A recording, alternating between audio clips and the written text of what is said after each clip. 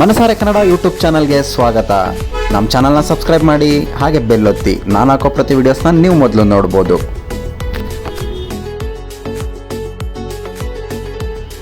ಬೆಂಗಳೂರಿನ ರಾಜರಾಜೇಶ್ವರಿ ನಗರದ ಕಡೆ ಹೋಗ್ತಾ ಇದ್ರೆ ಆರುಮುಖದ ಬೃಹದಾಕಾರದ ಷಣ್ಮುಖನ ಮೂರ್ತಿಯೊಂದು ನಮಗೆಲ್ಲ ಕಾಣಿಸುತ್ತೆ.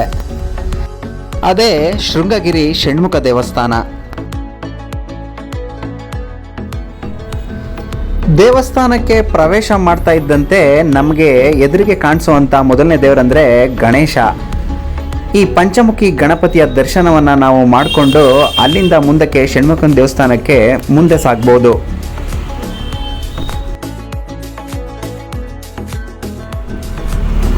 ನಂತರ ಮೆಟ್ಟಿಲುಗಳನ್ನು ಏರ್ಕೊಂಡು ಮೇಲೆ ಹತ್ಕೊಂಡು ಹೋಗ್ತಾ ಇದ್ದಂತೆ ಇಲ್ಲಿ ಕೆಂಪು ಬಣ್ಣದ ಗುಹೆಯೊಂದು ಕಾಣಿಸುತ್ತೆ.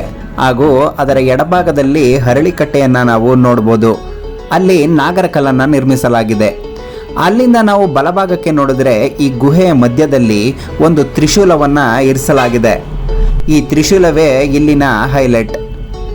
ಹಾಗೂ ಈ ಗುಹೆಯೊಳಗೆ ನಾವು ಎಂಟ್ರಿ ಆದರೆ ಅಲ್ಲಿ ಕೂಡ ಶಿವನ ವಿಗ್ರಹವನ್ನು ನಾವು ನೋಡ್ಬೋದು.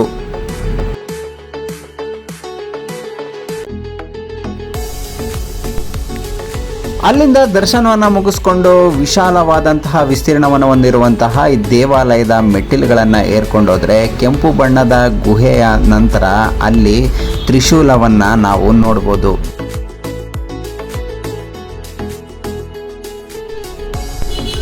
ನೆಲದಿಂದ 240 ಅಡಿ ಎತ್ತರದ ಬೆಟ್ಟದ ಮೇಲೆ ನೆಲೆಗೊಂಡಿರುವಂತಹ ದೇವಾಲಯ 130 ಅಡಿ ಎತ್ತರವನ್ನು ಹೊಂದಿದೆ.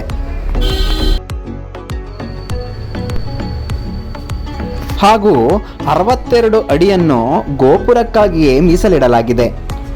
ಗೋಪುರದ ಮೇಲೆ 3000 ಸ್ಫಟಿಕದ ಹರಳುಗಳಿಂದ ಈ ಗೋಪುರವನ್ನು ವಿನ್ಯಾಸಗೊಳಿಸಲಾಗಿದೆ.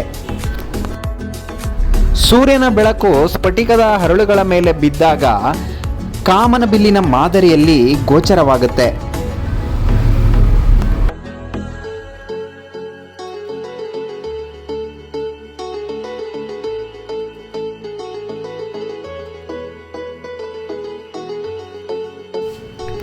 ಇನ್ನು ದೇವಾಲಯದ ಒಳಭಾಗ ನೀವು ನೋಡ್ತಾ ಇರೋ ಹಾಗೆ ಶ್ರೀ ಷಣ್ಮುಖ ದೇವಸ್ಥಾನದ ಒಳಗಡೆ ಇವಾಗ ನಾವು ಬಂದಿದ್ದೀವಿ. ನೀವು ನೋಡ್ತಾ ಇದ್ದೀರಾ ಷಣ್ಮುಖನ ಮೂರ್ತಿ.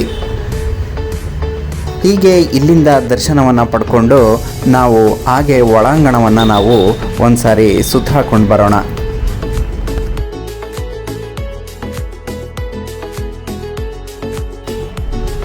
ಸುತ್ತಲೂ ಕೂಡ ಗಣೇಶನ ವಿಗ್ರಹಗಳನ್ನು ಸಂಗ್ರಹಿಸಿ ಇಡಲಾಗಿದೆ. ಚಿತ್ರಕಲೆಗಳನ್ನು ಕೂಡ ಇಲ್ಲಿ ಬಿಡಿಸಲಾಗಿದೆ. ಇದು ಕೂಡ ಒಳಭಾಗದಲ್ಲಿ ತುಂಬ ದೊಡ್ಡದಾದಂತಹ ವಿಶಾಲವಾದ ಜಾಗವನ್ನು ಹೊಂದಿದೆ.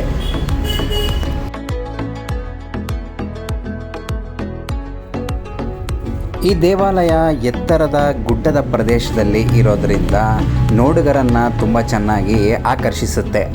ಅಷ್ಟೇ ಅಲ್ಲದೆ ಸುತ್ತಲೂ ಕೂಡ ಮರಗಿಡಗಳಿಂದ ಕೂಡಿ ಹಸಿರಿನಿಂದ ಕೂಡಿರುವಂಥದ್ದು ಮನಸ್ಸಿಗೆ ಉಲ್ಲಾಸವನ್ನು ತರುತ್ತೆ.